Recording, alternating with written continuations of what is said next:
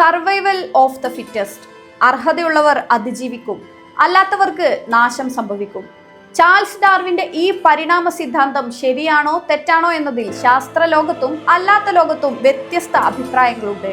എന്നാൽ ഇന്ത്യൻ ക്രിക്കറ്റിൽ ഇപ്പോൾ നടന്നുകൊണ്ടിരിക്കുന്ന സമകാലിക സംഭവങ്ങളെ നിരീക്ഷിക്കുന്നവർക്ക് ഈ പറഞ്ഞതല്ലേതാ ഈ കാണുന്നത് എന്ന് തോന്നിയാൽ തെറ്റു പറയാനാവില്ല.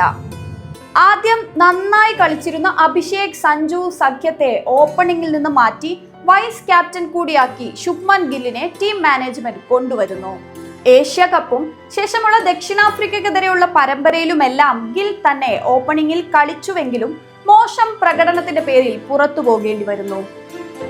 ആ സമയത്ത് അവസരത്തിനൊത്തുയർന്ന് ദക്ഷിണാഫ്രിക്കയ്ക്കെതിരെയുള്ള പരമ്പരയിലെ അവസാന മത്സരത്തിൽ നടത്തിയ പ്രകടനത്തിന്റെ ബലത്തിൽ സഞ്ജു ശേഷമുള്ള ന്യൂസിലാൻഡിനെതിരെയുള്ള T20 പരമ്പരയിലേക്കും അതിനുശേഷം നടക്കുന്ന T20 ലോകകപ്പിലേക്കും ഒന്നാം വിക്കറ്റ് കീപ്പറായും ഓപ്പണറായും ടീമിലെത്തുന്നു. എന്നാൽ കഥ അവിടെയും തീർന്നില്ല. നീണ്ട 2 വർഷത്തിനും ശേഷം ആഭ്യന്തര ക്രിക്കറ്റിലെ മിന്നും ഫോമുമായി എത്തിയ ഇഷാൻ അവിടെ സഞ്ജുവിന്റെ സ്ഥാനത്തിന് വെല്ലുവിളി ഉയർത്തി നിൽപ്പുണ്ടായിരുന്നു. ഏറെ അവഗണനക്കും കാത്തിരിപ്പിനും ശേഷം കിട്ടിയ സുവർണ അവസരം സഞ്ജു തുലച്ചു കളഞ്ഞപ്പോൾ ഇഷാൻ പക്ഷേ ആ പഴുതിൽ ആളിക്കത്തി.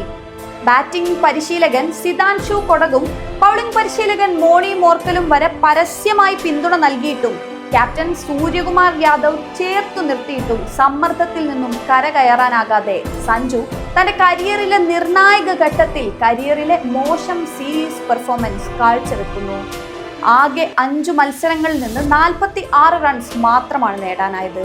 20+ സ്കോർ വന്നത് 4ാം T20യിൽ വിശാഖപട്ടണത്ത് മാത്രം. മറുവശത്ത് താൻ പിടിച്ചു വാങ്ങിയ സ്ഥാനം സംരക്ഷിക്കാൻ ഏതറ്റം വരെയും പോകുമെന്ന മെന്റാലിറ്റി ആയിരുന്നു ഇഷാന്. കാര്യവട്ടത്ത് നടത്തിയ വെടിക്കെട്ട് സെഞ്ചുറി അടക്കം ഈ സീരീസിലെ 4 മത്സരങ്ങളിൽ നിന്ന് നേടിയത് 215 റൺസാണ്. അത് നേടാൻ താരം ചിലവാക്കിയ പന്തുകൾ 100ലും താഴെയാണ് എന്നത് മറ്റൊരു വസ്തുത. ശരീരഭാഷയിലും സ്ട്രോക്ക് പ്ലേയിലും തുളുമ്പി നിൽക്കുന്ന ആത്മവിശ്വാസമാണ് തിരിച്ചുവരവിലെ ഇഷാൻ കിഷന്റെ പ്രത്യേകത. അതിന്റെ നേർ വിപരീതമായിരുന്നു സഞ്ജു. ഇഷാൻ കത്തിക്കേറാൻ തുടങ്ങിയതോടെ സഞ്ജു കൂടുതൽ പ്രഷറിലായി. എവിടെയോ സഞ്ജുവിന്റെ ആ റിതം നഷ്ടപ്പെട്ടു പോയി എന്ന് പറയാം. ഫുട് വർക്ക് ദയനീയമായി. പലപ്പോഴും ഫുട്ട് മൂവ് ചെയ്യുന്നതേയില്ല.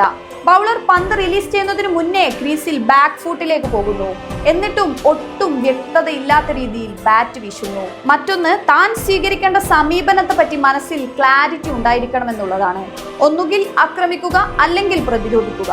അത് രണ്ടുമല്ലാത്തൊരു സമീപനമാണ് സഞ്ജു കാണിച്ചത്.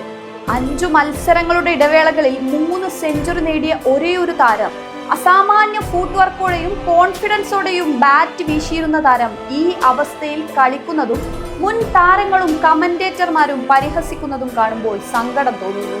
ഏതായാലും ലോകകപ്പിൽ ഇന്ത്യയുടെ വിക്കറ്റ് കീപ്പ് ചെയ്യാൻ പോകുന്നതും ഓപ്പൺ ചെയ്യാൻ പോകുന്നതും ഇഷാൻ കിഷൻ തന്നെയാണെന്ന് ഏറെക്കുറെ ഉറപ്പായി.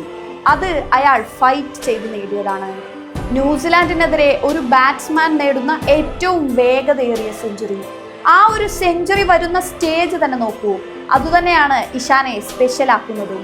സഞ്ജുവിന്റെ വെടിക്കെട്ട് കാണാൻ വന്ന അയാളുടെ വീട്ടുമുറ്റത്ത് മലയാളികളുടെ സ്വന്തം കാര്യവട്ടത്ത് മറ്റൊരു വിക്കറ്റ് കീപ്പർ നടത്തിയ സ്റ്റേറ്റ്മെന്റ് സഞ്ജുവിന്റെ സ്ഥാനം തെറിപ്പിച്ചേക്കുമെന്നതൊഴിച്ചാൽ ഇഷാന്റെ പ്രകടനം ഒരു ഇന്ത്യൻ ക്രിക്കറ്റ് ഫാൻ എന്ന നിലയിൽ ഏറെ സന്തോഷം നൽകുന്ന ഒന്നാണ്. കരാറിൽ നിന്നും ടീമിൽ നിന്നും പുറത്താക്കിയ ശേഷം BCCIയുടെ ഗുഡ് ബുക്കിൽ പോലുമില്ലാതെ ആഭ്യന്തര ക്രിക്കറ്റിലെ മിന്നും ഫോമിൽ അയാൾ ചോദിച്ചു വാങ്ങിയതാണ് ഈ സ്ലോട്ട്. ഇഷാനെ കൂടാതെ സൂര്യയുടെ ഫോമും ഏറെ ആത്മവിശ്വാസം നൽകുന്നതാണ്. കരിയറിലെ തന്നെ മോശം ഫോമിൽ വിമർശനങ്ങൾക്കു നടുവിൽ നിന്നും ഒരു സൂര്യോദയം. 3 മത്സരങ്ങളിൽ 50, 250 സ്ട്രൈക്ക് റേറ്റ്. ഇവരെ കൂടാതെ ഹർദിക്കും അഭിഷേകും ദ്യൂബയുമെല്ലാം എരിഞ്ഞു കത്തുമ്പോൾ ലോകകപ്പിൽ മറ്റ് ടീമുകൾ ചാമ്പലാകും. അതിനിടയിൽ അവസരം കിട്ടിയാൽ ഭാഗ്യം എന്ന് കരുതി സഞ്ജുവിന് ബെഞ്ചിലിരിക്കാം. വരാനിരിക്കുന്ന IPL സീസണിൽ പുതിയ ടീമിന്റെ കൂടെ പുതിയ തുടക്കത്തിനും തിരിച്ചുവരവിനും സഞ്ജുവിന് സാധിക്കട്ടെ.